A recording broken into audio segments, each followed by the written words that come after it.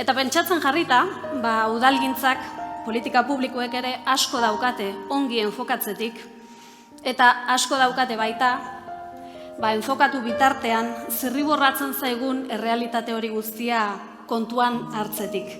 Zidazue, esaten ari naizen hau, Cristobal Valentziagari buruzko seriearekin lotzen behar bada askok, edo batzuk behintzat ikusita edukiko duzue, eta badago pasarte bat oso polita.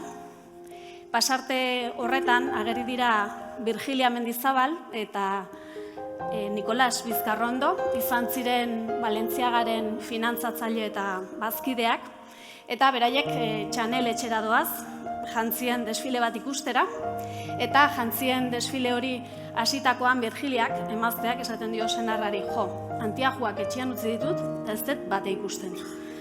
Baina segidan esaten du, egia esan, 10 diotriekin ere, atzemango nuke jantzi bat Chanel dala.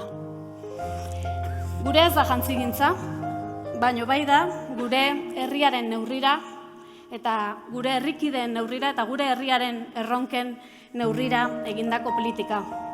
Eta gure arrastorik onena horixe litzateke, Chanelen jantziekin bezala, gure politikagintza itxuenak ere gurea dela bereiztea.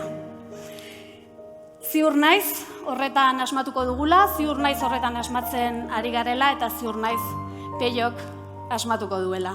Beraz, eskerrik asko, Peio.